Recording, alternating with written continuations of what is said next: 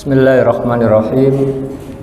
Assalamualaikum warahmatullahi wabarakatuh.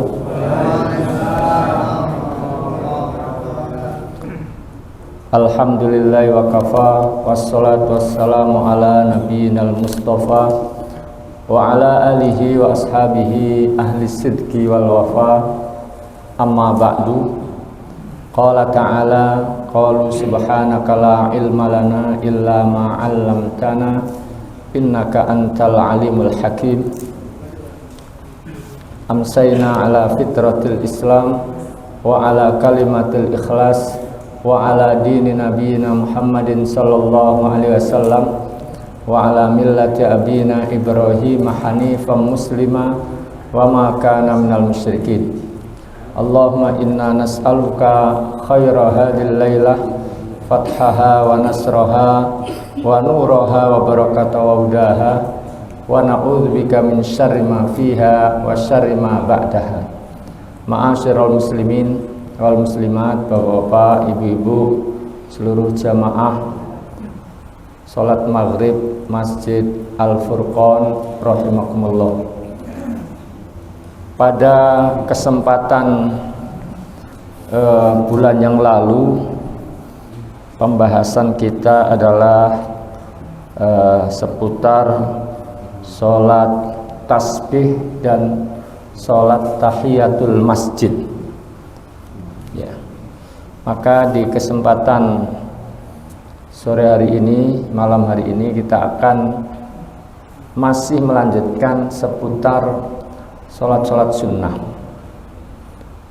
Di antaranya adalah as-sholatu ba'dal wudu, yaitu sholat sunnah sesudah wudu.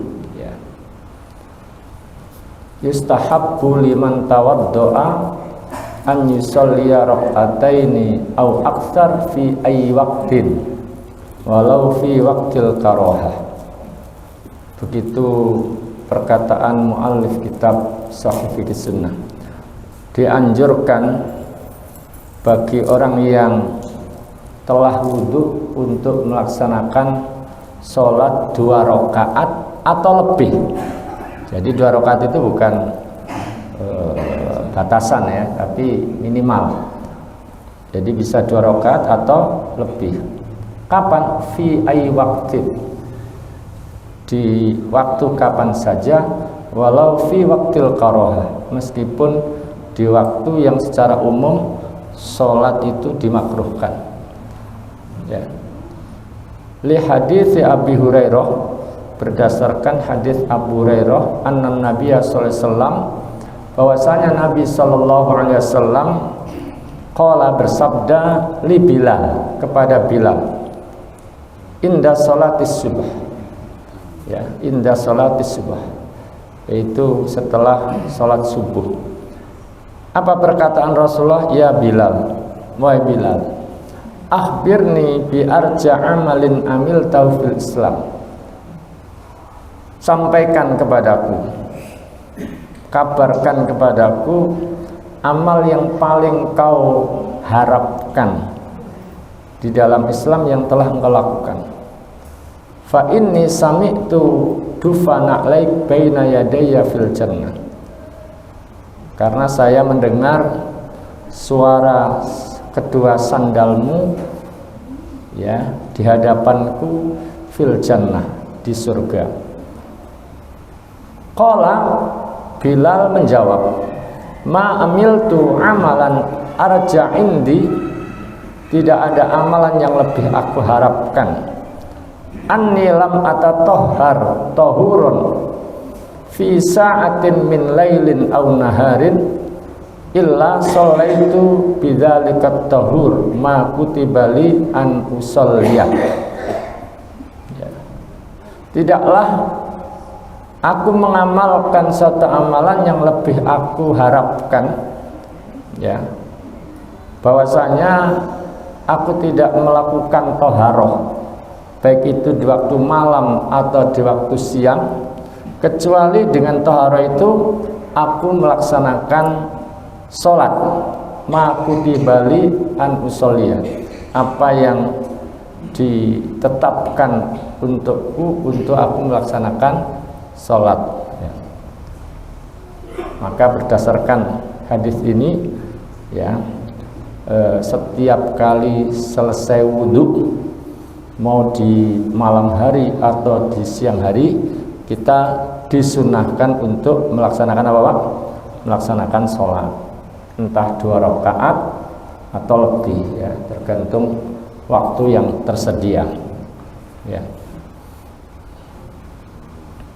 Apa fadilahnya? Apa keutamaannya?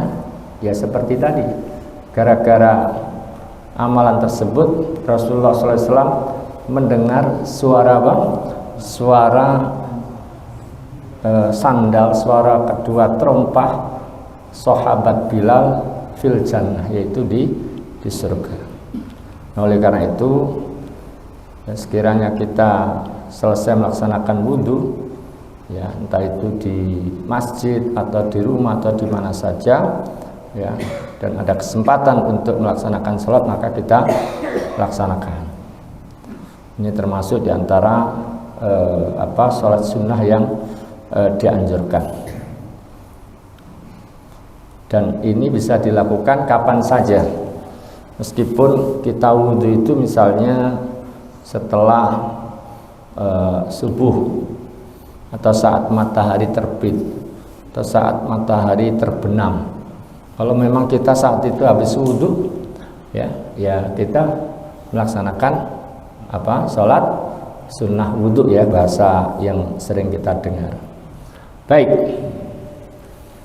yang kedua di antara sholat sunnah itu adalah sholatut taubah, yaitu sholat taubah, sholat taubat ya. Man zallat qadamuhu wartakaba dzamban fa'alaihi an yusari'a bitaubati ya warruju ilallahi ta'ala. Siapa yang tergelincir dan melakukan satu dosa, maka hendaklah dia segera bertaubat kepada Allah, segera kembali kepada Allah. Fahuwa subhanahu wa ta'ala ghafir dzambi wa qabil taub. Karena Allah itu adalah maha mengampuni dosa dan maha menerima taubat. Wassalatu li ajli taubah minadz-dzambi mustahabbatun bittifaqil madzahibil arba'ah. Salat untuk tujuan kita bertaubat dari satu dosa, dari satu kesalahan, maka itu mustahabbah, dianjurkan ya, disunnahkan bittifaqil madzahibil arba'ah ya. Dan ini adalah di antara madhab yang 4 ini sepakat tentang kesunahannya tersebut. Li hadits Abi Bakar radhiyallahu an, berdasarkan hadis Abu Bakar radhiyallahu an. Qala, beliau berkata, sami'tu Rasulullah sallallahu alaihi wasallam yaqul. Kata Abu Bakar, aku pernah mendengar Rasulullah sallallahu alaihi wasallam bersabda, ma min rajulin yudnibu dzamban, tidaklah ada seorang yang melakukan satu dosa, tsumma yaqumu fayatatahharu, kemudian dia segera toharoh, bersuci, tsumma yusolli, kemudian dia melaksanakan sholat. Dalam satu riwayat sholat 2 rakaat ya. Tsumma yusolli, kemudian dia melaksanakan sholat. Tsumma yastaghfirullah, kemudian dia memohon ampun kepada Allah. Illa ghafarallahu lahu, kecuali pasti Allah akan mengampuninya. Ini apa yang didengar oleh Abu Bakar dari Rasulullah. Beliau mengatakan demikian. Tsumma qara'a hadhil ayat, kemudian beliau membaca ayat berikut ini, yaitu yang ada di dalam surah Ali Imran ayat 135 ya. Walladzina idza fa'alu fahishatan aw dzalamu anfusahum Zakarullaha fastaghfaru lidzunubihim. Ya. Dan orang-orang yang apabila melakukan perbuatan keji atau melakukan kezaliman kepada diri sendiri, zakarullah, mereka segera ingat kepada Allah, fastaghfaru lidzunubihim, lalu mereka memohon ampunan kepada Allah atas dosa-dosanya. Wa fi sanadihi dha'fun, di dalam sanad hadis tersebut ada kelemahan, ya, dari sisi sanadnya. Illa annal ayat tashhadu li makna, hanya saja ayat yang barusan dibaca itu menjadi penguat daripada maknanya. Ala annahu qad sahhahahu ba'du ahli ilm. Di samping itu juga sebagian ulama mensahihkan hadis ini. Ya. Jadi salat yang dilakukan atas dasar karena ingin bertaubat kepada Allah dari suatu kesalahan, itulah yang disebut dengan salat taubah. Dan salat taubat itu disunnahkan, dianjurkan, ya. Bahkan dalam riwayat yang lain para jemaah sekalian, ya, diriwayatkan oleh At-Tabrani dalam Al-Kabir dengan bisanadin hasan, dengan sanad yang baik, an Abi Darda anna Nabi sallallahu alaihi wasallam qala man tawaddoa. Terus Nabi bersabda, man tawaddoa, siapa yang berwudu, fa ahsanal wudu'a, dia sempurnakan wudunya, tsumma qama fa shalla, setelah wudu sempurna dia laksanakan salat, rakaataini 2 rakaat, au arba'an atau 4, maktubatan au ghairu maktubatin, baik itu salatnya salat maktubah, salat fardu atau selain salat fardu, artinya salat sunnah. Yuhsinu fihi ar-ruku'a was sujuda, salatnya tadi dia sempurnakan rukuk dan sujudnya.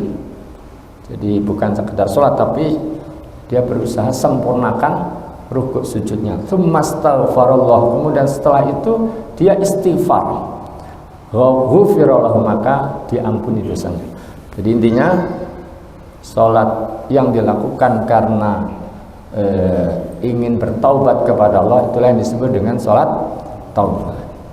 Hukumnya sunnah, ya. Dan berapa rakaat dalam hadis yang tadi kita bacakan dan kita sambung dengan hadis-hadis yang lainnya, itu bisa dilakukan dengan 2 rakaat atau 4 rakaat. Baik itu sholat fardu, misalnya pas pengen taubat itu kebetulan kok mau sholat maghrib, ya maghrib.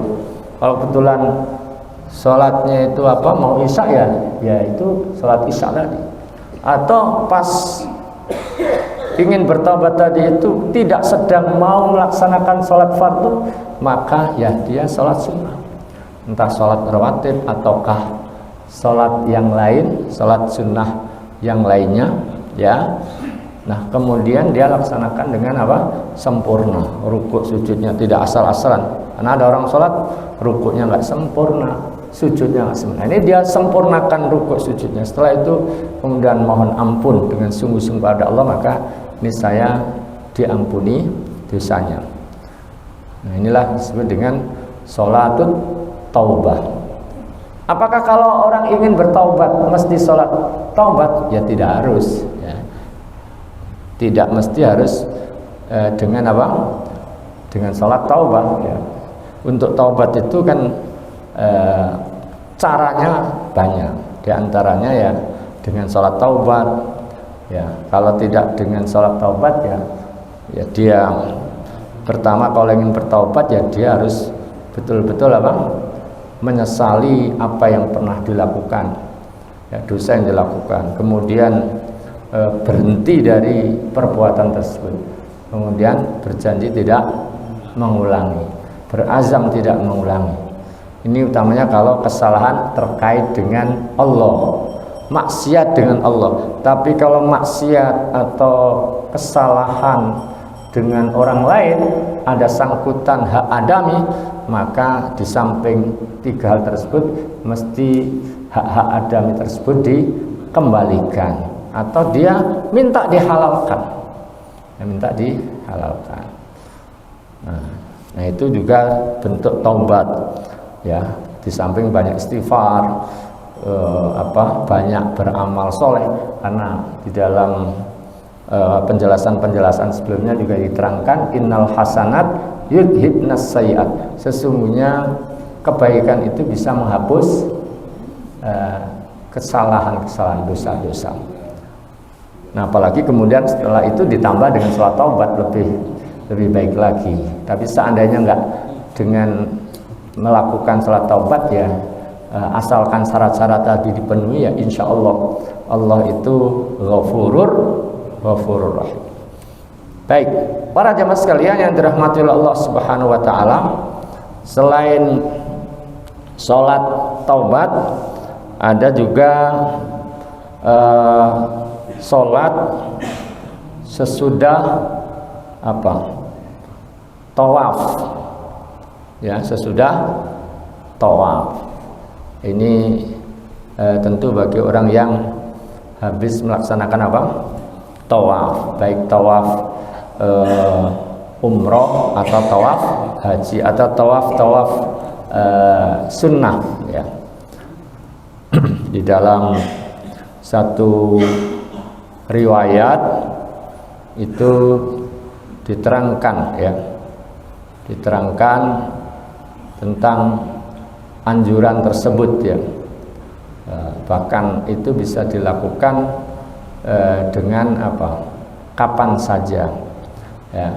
Rasulullah pernah berkata, ya Bani Abdi Manaf, wahai Bani Abdi Manaf, la tamna'u ahadan tafa bihadzal bait wa shalla ayyata sa'atin sya'a min lailin aw naharin. Wahai Bani Abdi Manaf, jangan kalian larang seorang pun yang telah atau yang tawaf di rumah ini atau di Baitullah ini dan dia melaksanakan sholat kapan saja, baik di waktu malam atau di waktu siang. Ini saya kira sudah juga maklum, jadi waktu pelaksanaannya juga tidak dibatasi waktu-waktu tertentu, kapan saja. Bahkan meskipun di waktu larangan tadi, waktu makruh tadi, kalau seseorang itu habis melaksanakan tawaf ya disunahkan untuk itu. Dan dianjurkan sholat itu dilakukan di belakang makam Ibrahim. Berapa rakaat? 2 rakaat. Rakaat pertama setelah membaca Fatihah dilanjutkan membaca surah Al-Kafirun, dan pada rakaat kedua setelah Fatihah membaca surah Al-Ikhlas. Dan ini dilakukan oleh Nabi saat beliau melaksanakan haji ya, wada ya, dalam hadis yang panjang. Para jamaah sekalian, kalau kita buka dalam Al-Muqtamad fil Fiqh Syafi'i, itu disebutkan di dalam kitab tersebut bahwa selain sholat 2 rakaat sesudah tawaf, juga beliau sebutkan yustahabbu sholatu raka'ataini ba'dal ihram lil haji awal umrah ya. Bagi orang yang mau haji atau umrah sesudah ihram itu dianjurkan, disunahkan untuk melaksanakan sholat 2 rakaat. Nah nanti setelah melaksanakan tawaf, tadi melaksanakan sholat sesudah beliau melaksanakan tawaf tadi di belakang makam Ibrahim. Baik, para jamaah sekalian yang dirahmati Allah Subhanahu wa taala. Kemudian hal lainnya termasuk diantara yang disunahkan, kalau kita buka dalam kitab fikih sunnah, itu ada juga yang disebut dengan sholatul hajah ya, sholat hajat ya, sholat hajat. Ini kita temukan dalam kitab fikih sunnah, begitu pula di dalam kitab Al-Muqtamad fil Fiqh Syafi'i ya. Al-Muqtamad fil Fiqh Syafi'i, saya punya PDF-nya dalam bentuk PDF, punya kitab aslinya. Berapa jilid saya lupa ya. Nah, apa itu sholat hajat? Kalau dalam al-mu'tamad fil fiqh Syafi'i itu disebutkan wa hiya shalah al-masnunah li talabi qada'il hajah, yaitu salat sunnah dalam rangka untuk agar hajat-hajatnya, agar keinginannya, rencananya, obsesinya, cita-citanya itu terlaksana, ya, terlaksana. Disebutkan di kitab ini wahya rakaatani, dilakukan dengan 2 rakaat, tsumma doa ba'daha, kemudian setelah itu berdoa, ya, kepada Allah Subhanahu wa taala. Nah, para jamaah sekalian, kalau dalam fikih sunnah itu disebutkan sebagai landasannya adalah apa yang diriwayatkan oleh Imam Ahmad, kata Said Sabiq, ya, bisanadin sahih, dengan sanad yang sahih, an Abi Ad-Darda, dari Abu Darda, anna Nabiya sallallahu alaihi wasallam qala, bahwasanya Nabi sallallahu alaihi wasallam bersabda, man tawaddoa, siapa yang berwudu, fa asbaghal wudu'a, lalu dia sempurnakan wudunya, tsumma shalla raka'ataini, kemudian dia salat 2 rakaat, yutimmuha, dia sempurnakan salat 2 rakaatnya tadi, atahullahu ma sa'ala, Allah akan memberikan apa yang dia minta, muajjalan atau muakharan, baik cepat atau lambat, ya, hajatnya, keinginannya, apa yang diharapkannya, yang dimintanya akan diberikan oleh Allah Subhanahu wa taala. Ini kalau dalam kitab fikih sunnah. Kalau dalam kitab Al-Mu'tamad fil Fiqh Syafi'i itu disebutkan wal aslu fiha, sebagai landasan dalam syariat salat hajat ini, ma rawa Ibnu Abi Aufa radhiyallahu anhu, apa yang diriwayatkan oleh Ibnu Abi Aufa radhiyallahu anhu, qala Rasulullah sallallahu alaihi wasallam, Rasulullah sallallahu alaihi wasallam bersabda, man kanat lahu hajatun ilallahi ta'ala, siapa yang, ya, punya hajat kepada Allah, au ila ahadin min bani Adam, atau punya hajat kepada manusia, falyatawaddo, maka hendaklah segera wudu, falyuhsinil wudu'ah, hendaklah dia sempurnakan wudunya, tsumma yusalli raka'ataini, kemudian setelah itu hendaklah salat 2 rakaat, tsumma liyuthni 'ala Allah azza wa jalla, kemudian setelah salat hendaklah dia memuji Allah, mengagungkan Allah, wal yusalli 'ala Nabi sallallahu alaihi wasallam, hendaklah dia bersolawat kepada Nabi sallallahu alaihi wasallam, tsumma liyaqul, kemudian setelah itu hendaklah dia berdoa dengan mengucapkan la ilaha illallahul halimul karim, ya, subhanallahi rabbil arsyil azim, alhamdulillahi rabbil alamin, as'aluka mujibati rahmatik wa azaima maghfiratik wal ghanimata min kulli bir wassalamata min kulli ithmin la tada' li dzamban illa ghafarta wala hamman illa farrasta wala hajatan hiya laka ridon illa qadaitaha ya arhamar rahimin. Nah, ini kita dapatkan dalam al-fiqh al-mu'tamad fil fiqh Syafi'i, ya. Para jamaah sekalian, jadi setelah doa tadi atau setelah sholat 2 rakaat, ya, tentu nggak langsung berdoa, ya, memuji Allah sebagaimana umumnya kalau kita berdoa tidak langsung to the point, ya, diawali pujian-pujian kepada Allah, salawat kepada Rasulullah, kemudian baru doa tadi, la ilaha illallahul halimul karim, tidak ada Tuhan yang berhak disembah kecuali hanya Allah al-halim al-karim. Al-halim itu artinya umumnya diterjemahkan yang maha penyantun, ya, ya, penyantun, tapi di tafsir-tafsir kalau al-halim itu diterjemahkan bahwa Allah itu tidak menyegerakan hukuman kepada, ya, orang-orang yang melakukan maksiat. Jadi meskipun Allah tahu dan Allah sanggup untuk memberikan, dan orang itu layak dihukum, tapi tidak selalu orang itu begitu melakukan langsung disanksi, ya. Tapi Allah memberi kesempatan untuk tobat, memberikan kesempatan untuk ya memperbaiki diri. Nah, itu nama Al-Halim. Ya. Al-Karim, Al-Karim yang maha mulia. Al-Karim kadang juga diterjemahkan yang dermawan, pemurah ya. Subhanallah Rabbil Arsyil Azim, Maha suci Allah ya, Tuhannya arsy, yang memiliki arsy yang agung, yang besar. Alhamdulillahi Rabbil Alamin ya, segala puji bagi Allah Tuhan semesta alam. As'aluka mujibati rahmatik, aku mohon kepadamu ya Allah segala hal yang akan menghadirkan, mendatangkan rahmat, wa azaima maghfiratik, dan hal-hal yang akan membuat engkau berkenan mengampuni, memberikan ampunan.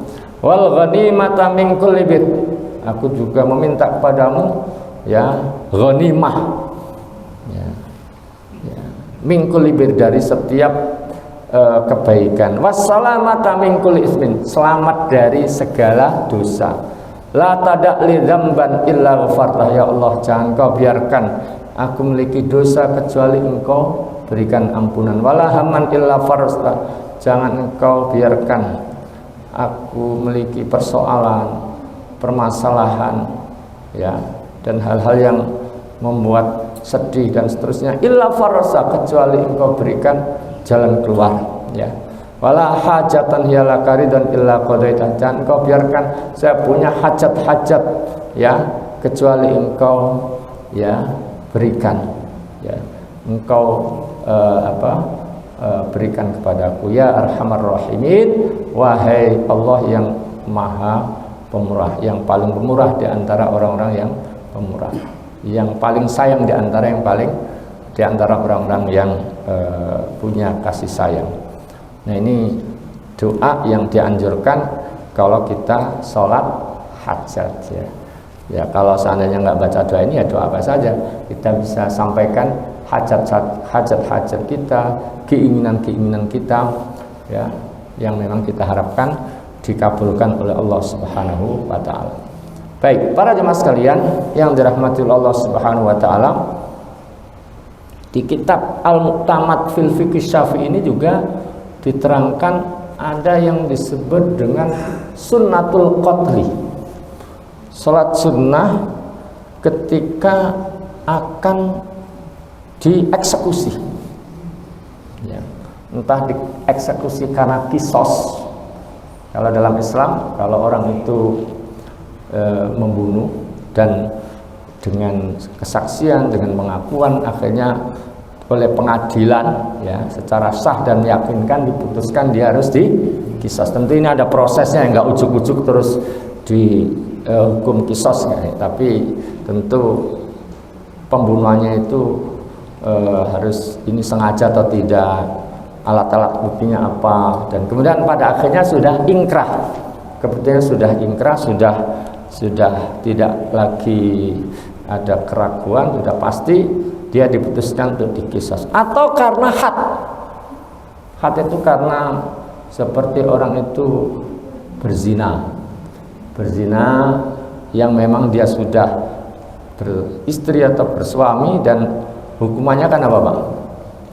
Dirajam kan sampai mati. Atau karena sebab yang lainnya, intinya dia akan menghadapi eksekusi mati. Maka orang seperti itu dianjurkan untuk apa? Menjelang pelaksanaan eksekusinya itu melaksanakan sholat 2 rakaat kalau memungkinkan, kalau diizinkan. Pak eksekutor, Pak Al-Gujo, kasih kesempatan saya untuk sholat 2 rakaat ya. Namanya dia bersalah, mungkin kadang dihukum itu ya karena bersalah, kadang juga salah tangkap, salah tuduh juga bisa, dan bisa jadi itu terjadi. Pokoknya akhirnya harus menghadapi seperti itu misalnya, dan sebisa mungkin ya sudah dia sholat 2 rakaat. Ini berdasarkan hadis Abu Hurairah radhiyallahu an, di mana Abu Hurairah mengatakan Khubayb bin Adi as-Sahabi, ada seorang sahabat namanya Khubayb bin Adi ya radhiyallahu an, ketika kemudian akan dibunuh oleh orang-orang kafir, dia mengatakan, dan ini di masa Nabi, da'uni usolli rok'atain, tolong kasih kesempatan saya, biarkan saya untuk saya sholat 2 rakaat. Fakana awwala man sholla rok'ataini indal qatl. Beliau ini pertama kali yang melakukan sholat 2 rakaat sebelum menghadapi eksekusi tadi. Dan karena itu di antara ulama menyebutkan ya sunnah untuk orang yang mau dieksekusi mati. Ya, kan kasus apa saja kan, kalau di kita kan eksekusi mati mungkin karena pembunuhan yang sedemikian kejam atau mungkin kejahatan-kejahatan yang sangat luar biasa, ya orang bersalah dan hukuman mengatakan demikian, ya belum terlambat untuk kemudian taubat, ya. Nah, termasuk diantaranya dalam melaksanakan sholat. Siapa tahu salahnya itu kemudian di dunia memang harus menghadapi eksekusi, tapi kan masih ada kehidupan lain yang lebih abadi, yang hakiki, yaitu akhirat. Dan kenapa kemudian yang demikian itu juga dianjurkan. Para jamaah sekalian yang dirahmati Allah Subhanahu wa taala, selain itu ada yang disebut dengan sunnatus safari. Sunnatus safar, salat sunnah terkait dengan safar, terkait dengan safar. Al-muallif mengatakan, maksudnya muallif atau penyusun kitab Al-Mu'tamad fil Fiqh Syafi'i itu mengatakan, yustahabbu liman qadima min safarin an yusalli rak'ataini fil masjidi awwala qudumi. Bagi orang yang baru saja pulang dari perjalanan jauh, Pak. Nah, ini kan mungkin pernah ya, Pak ya, habis pulang kampung, habis pulang dari dinas luar kota, luar negeri, atau pokoknya dari safar, jalan jauh, dianjurkan sholat 2 rakaat fil masjid, di masjid, awwala qudumihi, saat pertama kedatangan itu. Jadi kalau bisa mampirnya itu di masjid, sholat apa? 2 rakaat. Ini berdasarkan riwayat Ka'ab bin Malik ya radhiyallahu an, di mana ketika beliau safar terus pulang dari safar terus, yang dijujuki pertama kali itu apa? Masjid. Dan kata Ka'ab, Rasulullah melaksanakan sholat 2 rakaat. Sholat 2 rakaat. Nah, setelah ya penjelasan ini beliau mengatakan wa qadza sunnatus syuru' fis safar. Begitu pula, atau dalam kitab ini, begitu pula sholat sunnah ketika mau safar. Ketika mau safar. Wa hiya rak'atani, yaitu 2 rakaat, yuqra'u fil ulam ya suratul kafirin, suratul kafirun, wa fil tsaniyah suratul ikhlas. Ya, 2 rakaat, dan kalau bisa ya seperti dalam sholat sunnah setelah tawaf tadi itu, ya rakaat pertama setelah Fatihah baca Al-Kafirun, rakaat kedua setelah Fatihah baca Al-Ikhlas. Setelah itu berdoa kepada Allah. Dan ya ini umumnya dibahas di dalam bab adabus safar. Jadi ini para jemaah sekalian beberapa sholat sunnah yang dianjurkan. Sebenarnya masih ada nanti, karena pembahasan masih panjang, kita cukupkan sampai di sini dulu. Sekiranya ada pertanyaan seputar tadi silahkan. Monggo Bang. Isya jam berapa? 7 menit lagi Pak. Ya silakan, kalau ada pertanyaan seputar tema tadi atau yang lainnya silahkan. Ya silakan. Waalaikumsalam warahmatullahi wabarakatuh. Tadi terkait sholat sunnah safar. Kalau kita baru pulang dari perjalanan, itu berarti namanya juga sholat sunnah safar atau sholat sunnah masuk pulang, seperti itu Ustaz ya. Jadi mungkin ada itu sholat kita niatnya sholat sunnah safar atau sholat apa gitu pas baru pulang dari luar kota misalnya, seperti itu Ustaz. Kan tadi dianjurkan sholat sunnah di dalam masjid yang kita setelah pulang. Nah itu nama sholat sunnahnya apa? Ya itu dari istilah ulama. Di zaman Nabi sih enggak, istilah itu belum muncul. Pokoknya sahabat menjelaskan Nabi pulang. Kalau nggak salah ini perang Tabuk ya, karena ya riwayat Ka'ab bin Malik ya. Ya wallahu alam, tapi di sini nggak dijelaskan perjalanan apa, tapi dalam riwayat tersebut Nabi jujuknya di masjid terus sholat. Nah, saat itu ya belum ada namanya, belum ada nama tertentu. Nama itu kan belakangan aja Pak, nama belakangan untuk memudahkan kita menyebut atau ya menjelaskan. Nah jadi itu disebut sholat sunnah safar. Nah itu terkait dengan kedatangan. Nah jadi kalau kita pulang dari safar, dari perjalanan jauh ya, kalau ke Tanah Abang ya enggak ya Pak ya. Ini maksudnya kalau perjalanan jauh ya, perjalanan jauh yang memang sudah kita sebut sebagai safar. Nah itu kalau bisa pertama kali kita jujukan kita itu masjid untuk sholat 2 rakaat ya. Bisa di bandara atau harus di tempat? Ya bisa juga, karena kalau udah di rumah ini kadang-kadang soal parkir, soal apa ya Pak ya, ya bisa aja. Anu saja kita tadi itu dari safar mana gitu ya, terus sudah nyampe Indonesia gitu ya, ya udah sholat mumpung masih mudah semuanya, sholat di bandara, niatnya sholat karena pulang dari safar mengikuti apa yang dilakukan, nggak apa-apa, yang mudah bagi kita. Sebab kadang-kadang kalau sudah di sini udah parkir di rumah masa ke masjid lagi gitu. Ya, jadi bisa juga di bandara atau misalnya di kereta ya, naik kereta terus di stasiun ya, atau di terminal ya, terminal sekarang juga ada fasilitas. Kalau itu memungkinkan ya silahkan. Kalau nggak ada nanti barangnya malah hilang dibawa orang ya, nanti ya gimana caranya. Atau kalau misalnya tolonglah jemput bapaknya, atau sebelum masuk rumah ini bawa tak ke masjid dulu, kan bisa juga begitu. Gitu ya, maksudnya bawaannya ini Pak ya, kadang kan bawa ransel, bawa koper, bawa apa misalnya, keluarganya bawa ke rumah sementara orangnya langsung masjid. Nah ini sunnah, babnya sunnah. Nah di dalam penjelasan tadi begitu pula kalau mau safar. Nah kalau safar ini nggak harus di masjid. Kalau mau safar tidak harus ke masjid, misalnya dia mau ini, mau safar tadi itu sebelum pergi safar ya di rumah, atau misalnya tadi pas sudah di bandara gitu Pak. Allah. Ya, terima kasih Ustaz. Sama-sama. Sholatnya bukan sholat nyampe kampung. Apa? Sholatnya bukan kalau sudah nyampe kampung, kan masih safar namanya. Apanya? Kalau dari bandara ke sini kan masih safar. Ya tadi dia menghitungnya karena kita orang Indonesia tadi ke luar negeri. Nah ketika sudah nyambuk kampungnya yaitu Indonesia ya, di bandara tadi itu sudah dianggap wilayah Indonesia. Karena ini itu tadi kalau yang memang mudah seperti itu ya, karena tadi kalau misalnya pakai mobil Pak ya, terus langsung pulang udah nyampe rumah, dia nyopir sendiri atau apa, atau kan ini ya. Jadi soal teknis ini menurut saya ini tidak ya bisa seperti tadi yang misalnya di bandara, karena hitungannya kita tadi dari luar negeri. Kalau dari Cengkareng kan umumnya dari ini ya Allah.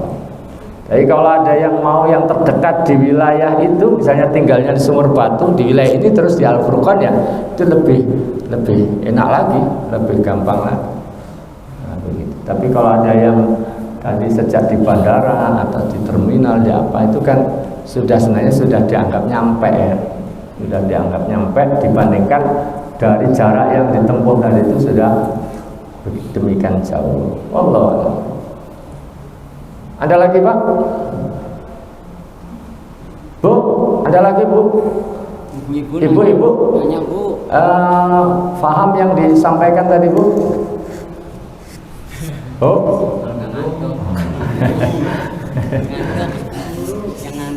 Nah, bahasan berikutnya ini agak panjang, yaitu sholat kusuf. Nah, ini agak panjang nih bahasanya ya, agak panjang, nanti kita sambung di kesempatan yang akan datang insyaallah. Enggak ada? Cukup? Baik, kalau silakan. Ini tentang bukan tema ini nggak apa-apa Ustaz. Ayo sebentar, hari ini dulu Pak. Iya. Assalamualaikum warahmatullahi wabarakatuh.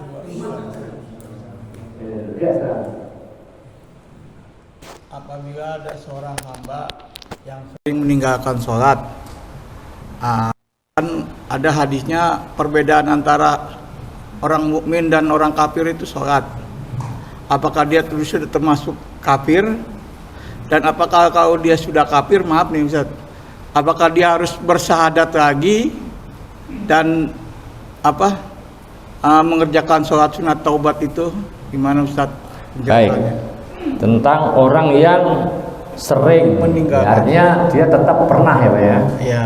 Nah, jadi berarti dia sebenarnya dia masih sholat, cuma sholatnya nggak rutin atau jarang-jarang atau beberapa kali meninggalkan. Nah, kalau dalam fikih itu ada pembahasan kalau itu masih dianggap sebagai orang yang ya melakukan sholat cuma pernah meninggalkan. Nah, nanti ada pembahasan dalam fikih itu orang yang tidak pernah sholat atau orang yang tidak sholat gitu ya, atau meninggalkan sholat. Nah, orang yang tidak sholat itu ada dua kemungkinan. Kemungkinan pertama, dia tidak sholat itu karena mengingkari syariat sholat.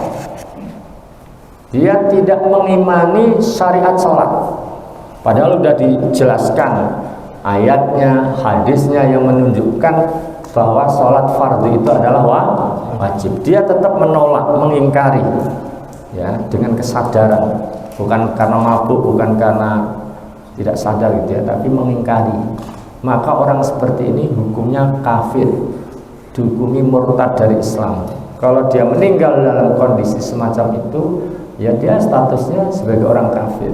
Nggak boleh kita nggak punya kewajiban untuk mengurus dia secara Islam. Nguburnya juga nggak boleh di kuburan orang Islam, ya.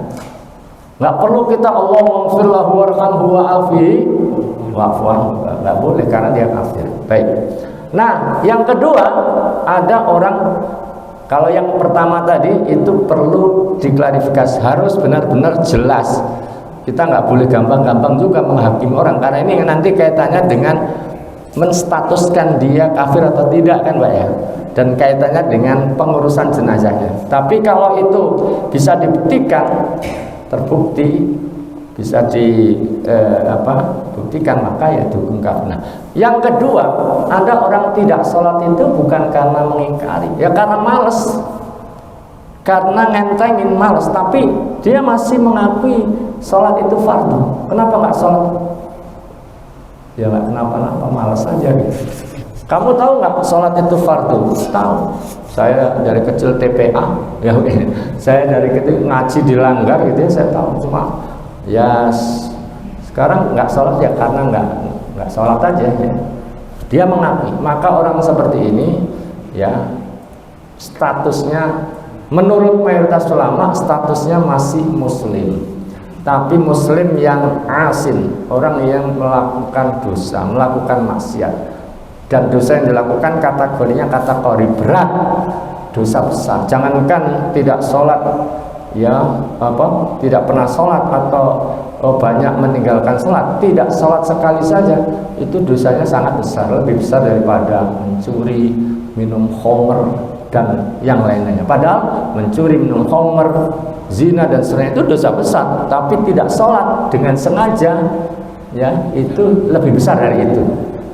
Nah orang seperti ini statusnya masih muslim, ya nggak perlu syahadat ya. Dia kalau tobat ya pertama dia harus menyesali apa yang dilakukan selama bertahun-tahun tidak sholat. Yang kedua, berhenti dari perbuatan itu. Apa? Ya setelah itu sholat terus. Berhenti dari perbuatan meninggalkan sholat. Setelah itu ya dia harus sholat terus, berazam, berniat tidak mengulangi meninggalkan sholat lagi, dan banyak beramal soleh. Nah nanti permasalahannya adalah bagaimana nasib sholat yang pernah ditinggalkan itu, apakah diqadha atau tidak. Ini khilafiyah dengan para ulama. Sebagian mengatakan nggak bisa diqadha, tapi sebagian lagi Dan kalau nggak salah bahkan mayoritas itu mengatakan di qadha. Berarti ya dia harus mengqadha selama sholat yang ditinggalkan tadi, bertahun-tahun ditinggalkan. Nah, ini masalah khilafiyah, nanti ada pembahasan rinciannya. Tapi intinya kalau tidak sholatnya itu karena malas, karena ngentengin, ya maka ya dia statusnya masih Islam. Seandainya dia meninggal terus dibawa ke masjid ini, dia tetap punya hak untuk disolati. Pengurus masjid, jamaah inti, dia tahu kalau dia nggak pernah sholat, pada bubar semua, males sholatin orang begitu gitu ya, misalnya begitu, ya nggak apa-apa. Kalau keluarganya masih ada yang nyolatin, Pak mau minta disolatin di sini, oh ya silakan Pak, tapi kami ada perlu, ini ada jamaah ini pada mau ini ke puncak misalnya atau apa, nggak ada masalah. Tapi ya dilihat ternyata nggak ada yang nyolatin, ya harus ada yang balik ya Pak ya, harus tetap ada yang nyolatin. Adapun terbanyak yang nggak nyolatin ya nggak apa-apa, biar untuk pelajaran bagi yang lain. Tapi intinya dia tetap punya hak untuk disolati dan diperlakukan. Jadi taubatnya tidak dengan syahadat, karena menurut mayoritas ulama bahwa melakukan dosa besar itu apapun tidak mengeluarkan seseorang dari apa? Dari keislamannya. Ini pendapat mayoritas ulama, pendapat ahli sunnah wal jamaah. Melakukan dosa besar tidak membuat orang itu keluar dari Islam. Kalau melakukannya itu bukan karena menganggap halal ya Pak ya, dia tetap tahu itu salah, dosa, tapi ya karena satu hal dia dosa besar, dia melakukan dosa besar, maka statusnya tetap Islam ya. Jadi tetap kita menghukumi orang tidak boleh dengan emosi ya, tapi tetap harus proporsional sesuai dengan penjelasan para ulama. Begitu Pak. Berhubung waktunya sudah habis Pak ya, mungkin di kesempatan yang lain tadi tentang apa? Imam ya. Nah nanti diingatkan di pembahasan berikutnya, karena sudah isya, kita lanjutkan dengan mendengarkan kumandang adzan. Subhanakallahumma hamdika asyhadu an la ilaha illa anta astaghfiruka wa atubu ilaik. Assalamualaikum warahmatullahi wabarakatuh.